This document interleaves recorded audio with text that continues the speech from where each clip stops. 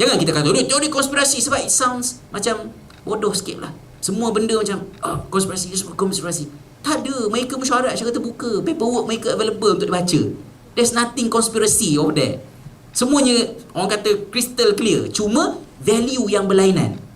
So kita sebagai orang Islam, sekarang ini dalam zaman globalisasi, apa yang ada di UK ada di Malaysia. Apa yang ada di US ada di Malaysia. Kalau kita kata Islamofobia adalah merupakan fenomena yang merisaukan di sebelah blok barat, di Amerika Syarikat, kita kena terima hakikat Islamofobia juga merupakan sebahagian daripada masalah ataupun cabaran yang ada di negara kita. Sebab apa yang dibaca oleh orang Amerika Syarikat ialah apa yang dibaca oleh orang Malaysia. Dipersilakan ke Kinokuniya. Tengok bahagian current affairs. Very updated buku.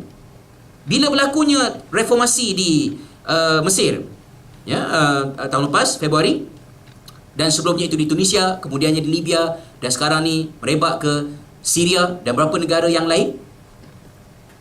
Kita yang mengkaji mungkin akan sedar bahawa di sebelah blok barat, orang di sebelah barat sana sudah sedikit kebingungan. Kenapa kebingungan? Mereka tidak dapat memahami apakah modus operandi reformasi yang berlaku di Mesir itu. Kenapa? Sebab masyarakat barat punya mindset, movement, ya, change movement biasanya led by figures. There's always somebody yang menggerakkan manusia. Sebab itu dia punya rangka dia dalam filosofi barat. Mungkin kerana agama Kristian berpaksikan kepada Jesus Christ, maka dia figure centered. Dia tak macam Islam. Islam bukan Muhammad centered. So agama kita bukan Muhammadiyah. Jadi kalau nak buat nama Persatuan Muhammadiyah tak apa. Tapi agamanya bukan Muhammadanism. Centralized, center kepada agama kita ialah belief dia. Tapi masyarakat Kristian, center agama dia ialah figure centered, iaitu Jesus Christ. Maka bila mereka develop, mereka punya pemikiran dan sebagainya, mereka terdorong dengan benda sama. So mereka sentiasa nampak led by figures. Sebab itu mereka sentiasa kena cari kambing hitam. Osama bin Laden, blame him. Inilah punca orang Islam jadi teroris. Fokus pasal Osama bin Laden. Walhal ramai je orang yang tak kenal, tak pernah baca, tak pernah tahu pasal Osama bin Laden, and yet mungkin dia lebih keras daripada Osama bin Laden. Because it's not Osama bin Laden yang influence orang untuk jadi apa yang dia nak jadi. So selama ni masyarakat barat sudah selesa membaca orang Islam ni dengan mindset tersebut. Tiba-tiba berlaku perubahan di negara-negara Arab. It's a leaderless jihad. It's a leaderless change. Tak ada figure yang menggerakkannya.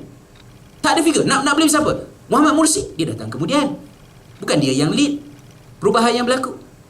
Di Tunisia bukannya di Tunisia bukan ada seorang tokoh Rashid Ghannouchi, pemimpin sebuah gerakan Islam menggerakkan masyarakat. No. Orang macam bergerak sendiri. Move by certain ideas. Menyebabkan orang barat jadi panik. Saya rasa apa macam mana mereka nak buat. Nampaklah dekat internet mereka discuss all these things. Just lebih kurang dalam 3-4 bulan Kinokuniya dah sampai dah buku-buku. Leaderless jihad, discuss how to understand changes yang berlaku dekat Mesir, yang berlaku dan sebagainya. It means that apa yang dibaca daripada masyarakat lah apa yang dibaca di sini. So kita kena meletakkan satu kesediaan. Bila kita baca masalah-masalah yang berlaku dekat negara-negara sebelah US, dekat Europe, benda yang sama juga sentiasa boleh berlaku di sini. So kita perlukan kepada satu garis panduan yang boleh menyelamatkan kita. So apakah panduan tersebut? Ya, saya katakan tadi bahawa yang menentukan betul atau salah dalam diri kita sebagai seorang Muslim tidak bergantung kepada interpretasi ramai. Kalau semua orang kata baik, baiklah dia. Semua orang kata buruk, buruklah dia. Dia mesti berpaksikan kepada sesuatu. Dan sesuatu itulah yang dibentangkan dalam surah Al-Kahfi. Baru masuk tajuk. Tajuknya ialah tentang surah Al-Kahfi. Bila kita sebut tentang surah Al-Kahfi, saya nak tunjukkan di sini bahawa surah Al-Kahfi beritahu kepada kita, dalam kehidupan kita sebagai manusia, kita ada beberapa benda yang kita nak uruskan. Antaranya ialah kita nak uruskan harta. Ya? Physical management. Harta. Ya? Kemudian kita nak uruskan ilmu. Dan kita juga nak uruskan kuasa dan sosial kita. Benda-benda ni. Bagaimanakah kita nak menguruskannya? Abul Hasan Ali An-Nadwi dalam sebuah buku yang membicarakan tentang tafsir surah Al-Kahfi yang boleh dibeli di Kinokuniya dengan harga RM15. Ya, bukunya dekat depan ni, Faith versus Materialism.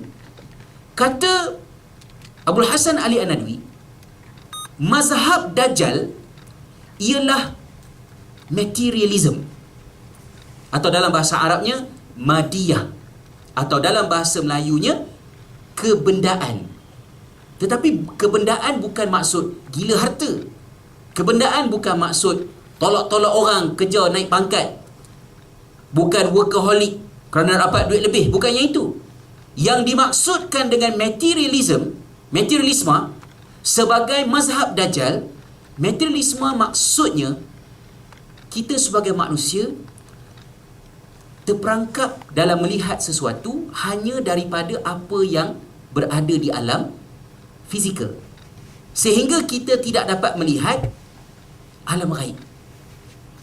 Alam ghaib di sebalik fizikal yang ada. Contohnya, diri depan cermin.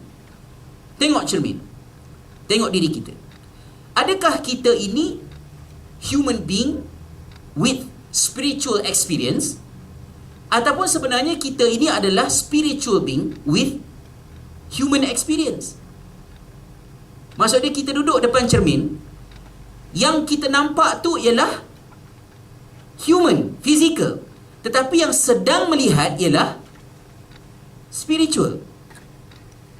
So dalam kehidupan ini dia sentiasa ada dua dimensi, rohani dan jasmani. Tu bahasa dululah kan, rohani dan jasmani, fizikal dan juga metafizikal dia.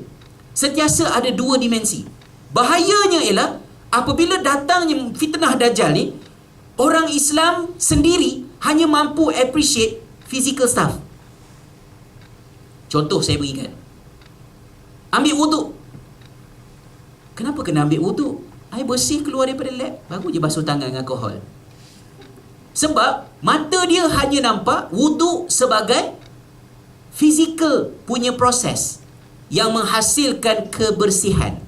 Kebersihan fizikal. Tapi the idea of wudu is not physical.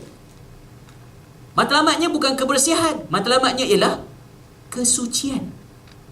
Suci is something conceptual, spiritual. Dia bukan fizikal. Sebab tu bersih macam mana pun, you still kena ambil wudu. Dan kalau you biasa berwudu, eventually maknanya kita juga akan bersih.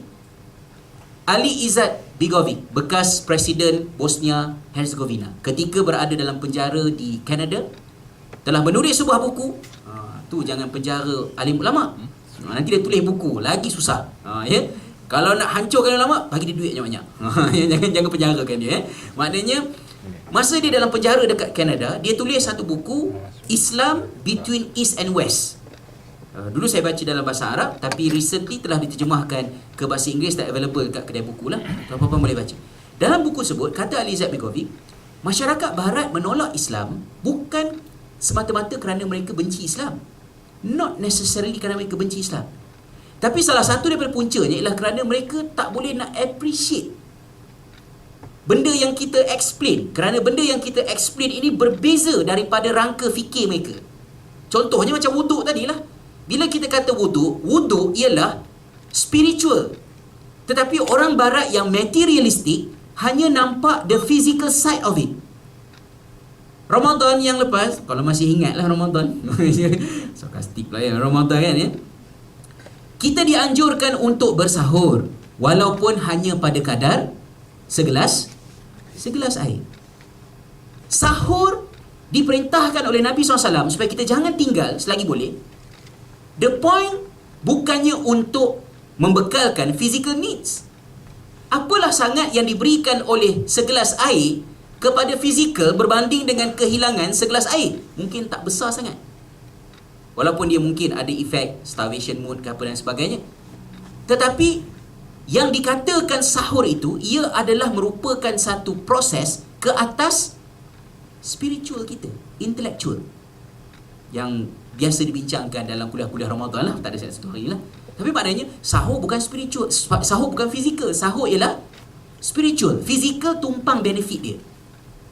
Yang menjadi masalah kepada umat Islam ialah apabila dia punya fizikal tidak dapat dikaitkan dengan spiritual. Maknanya kalau dia ada harta, harta dia tak dapat connect dengan Allah. Dia ada ilmu, ilmu dia tak connect dengan Allah. Dia ada kuasa, kuasa dia tak dapat uruskan dengan Allah Ta'ala. Harta, kekal harta. Knowledge, kekal knowledge. Ada kuasa, tak menjadikan dia semakin dekat dengan Allah. Dan itu akan menyebabkan bencana berlaku dalam kehidupan. Maka surah Al-Kahfi datang untuk jaga benda tu.